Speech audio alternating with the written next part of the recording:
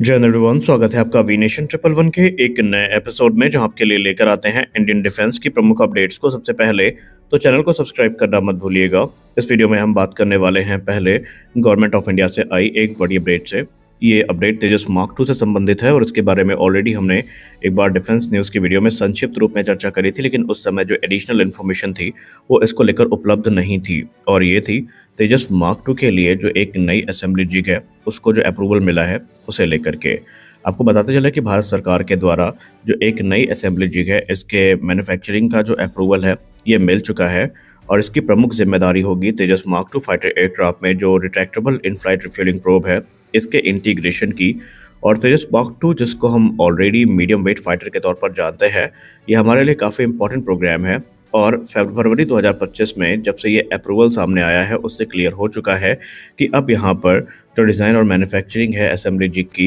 ये ऑलरेडी शुरू करी जा चुकी है, जहाँ पर स्पेशली जो retractable air to air refuelling probe है ये तेजस मार्क 2 के फ्रंट फ्यूजलाज में इंटीग्रेट किए जाएंगे। इस डिसीजन के बाद से एरोनॉटिकल डेवलपमेंट एजेंसी एक बड़े हरकत में देखी गई है और इन्होंने ऑलरेडी जो प्रोक्योरमेंट प्रोसेस है ये शुरू कर दिया है। और इन्होंने aircraft research and design centre, जिसको हम ARDC के नाम से जानते हैं, उनके साथ एक कोलैबोरेशन को भी फॉर्म किया है और अब ये इस प्रोग्राम को साथ में मिलकर आगे बढ़ाएंगे। इस असेंबली जिग की बात करें तो इसमें स्पेशलाइज्ड जो फिक्चर्स है वो हमें देखने को मिलेंगे, जो कि एयरक्राफ्ट के जो कंपोनेंट्स हैं उन्हें हाईएस्ट प्रिसीजन के साथ असेंबल करेंगे। और इनकी जिम्मेदारी होगी कि तेजस मार्क 2 का जो फ्रंट फ्यूजलाज है उसमें air to air refuelling probe को इंटीग्रेट करना। क्योंकि अभी तक हम तेजस के पुराने वेरिएंट्स की बात करें, जैसे मार्क 1 या मार्क 1A हो गया, तो इसमें कोबम के द्वारा सप्लाई किए गए जो फिक्स्ड रिफ्यूलिंग प्रोब है इनका यूज़ किया जाता था। लेकिन जो रिट्रैक्टेबल टेलीस्कोपिक प्रोब है जिसमें बेसिकली प्रोब और ड्रॉप सिस्टम हमें देखने को मिलता है, इसके अपने बहुत सारे एडवांटेजेस होंगे।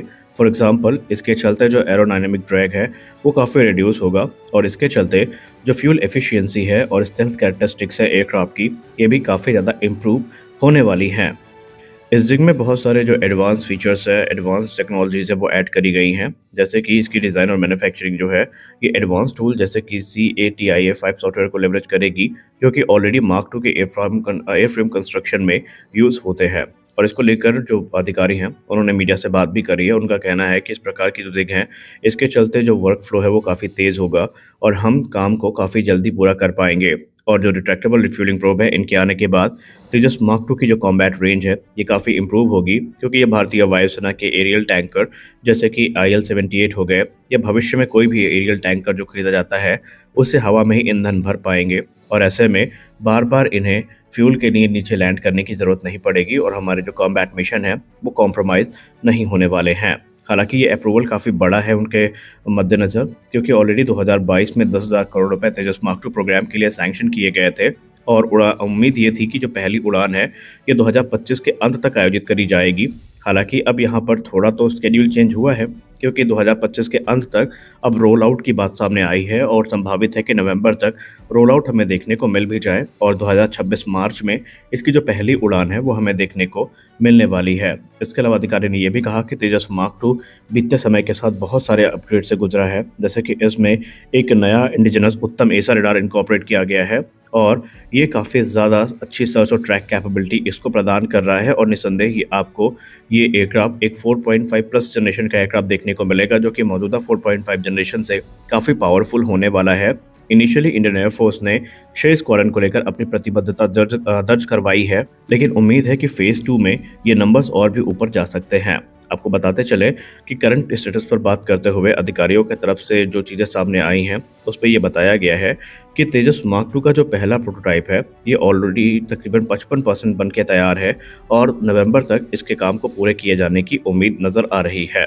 हालांकि यहाँ पर जो एक सवाल उठ रहा था काफ़ी ज़्यादा कि हमारे पास इंजन तो है नहीं, हमने इंजन डील फाइनलाइज करी नहीं, तो हम इस एयरक्राफ्ट की पहली उड़ान को करेंगे कैसे, इसको हम रोल आउट कैसे करेंगे, इसके टेस्ट हम कैसे आयोजित करेंगे। तो इसका जवाब भी फाइनली उनके तरफ से आ चुका है। उन्होंने कहा कि एयरक्राफ्ट के लिए जो ऑलरेडी इंजन है भारत में उपलब्ध हैं और उनके साथ इंटीग्रेट करके एयरक्राफ्ट का हम रोल आउट करेंगे और उसके बाद चरणबद्ध जो टेस्टिंग प्रक्रिया है इसकी शुरुआत होने वाली है और फिर यहाँ पर आगे के जो प्रोसेस हैं वो बढ़ते रहेंगे। हमारा उद्देश्य एक ही है कि भारत को एक ऐसा फाइटर देना जो कि इंडिजिनस हो और हमारे जो इंपोर्ट अभी तक डिपेंडेंसी रही है उसको ख़त्म करें। और कल की वीडियो में हमने आपको फ्रेंच मीडिया के हवाले से कुछ बात भी बताई थी कि भारत में जो डेवलपमेंट चल रहा है, इसको लेकर भले ही प्रत्यक्ष तौर पर फ्रांस की तरफ से कोई टिप्पणी ना करी गई हो या दूसरे जो राइवल्स हैं, जो भारत की मार्केट पे नज़र डाल के बैठे हुए हैं, उनके तरफ से स्पष्ट टिप्पणी ना आई हो, लेकिन आंतरिक तौर पर उनकी मीडिया कहीं न कहीं इस चीज़ को लेकर काफ़ी ज़्यादा कंसर्न है और उनके जो डिफेंस एनालिस्ट हैं, वो जले-भुने दिखाई पड़ रहे हैं।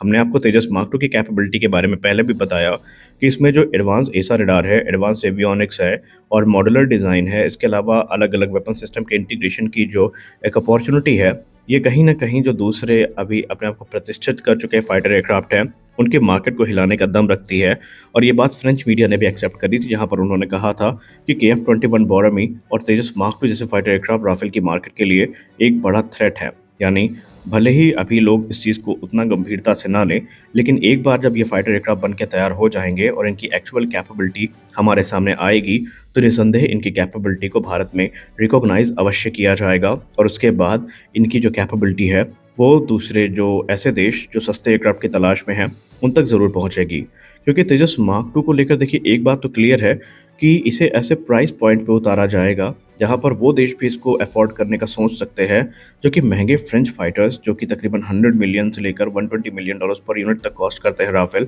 उनको खरीदने के बारे में सोच भी नहीं सकते और ना ही वो अमेरिकी इकोसिस्टम में फँसना चाहते हैं, अमेरिकी ट्रैप में फँसना चाहते हैं। वो एक साधारण और एक सुगम माध्यम ढूँढ रहे हैं अपनी ज़रूरत को पूरा करने के लिए और उनके लिए भविष्य में 2 एयरक्राफ्ट हैं जिन पर नज़र उनकी बनी हुई है। एक है बेसिकली आपका KF-21 बोरामी और दूसरा है तेजस मार्क 2 फाइटर एयरक्राफ्ट और इन्हीं से वो अपनी रिक्वायरमेंट को पूरा करेंगे। यूनिट प्राइस की बात करें तो KF-21 बोरामी को लेकर कहा जा रहा है कि 60 से लेकर के 70 मिलियन डॉलर्स के बीच में इसकी यूनिट कॉस्ट हो सकती है। तो वहीं तेजस मार्क 2 को लेकर क्लेम किया जा रहा है कि 50 से लेकर 60 मिलियन डॉलर्स पर यूनिट तक इसकी जो यूनिट कॉस्ट है वो वैरी कर सकती है और निसंदेह इस प्राइस पॉइंट में ये काफ़ी ज़्यादा कंपटीशन को बढ़ाएगा या यूँ कह लें कंपटीशन को ख़त्म करेगा, क्योंकि एक तरफ जहाँ दूसरे एयरक्राफ्ट 100 मिलियन डॉलर्स के मार्क को टच कर रहे हैं, तो वहीं इतना सस्ता और इतना कैपेबल फाइटर एयरक्राफ्ट अगर किसी को ऑफर किया गया, तो निसंदेह भारत की जो एक्सपोर्ट अपॉर्चुनिटीज़ हैं, वो काफ़ी बढ़ेंगी। और आपको हो सकता है लग रहा हो कि हम लोग काफ़ी पहले बात कर रहे हैं, अभी एयरक्राफ्ट को बन जाना चाहिए। तो आपको बता दें कि भारत इकलौता देश नहीं है।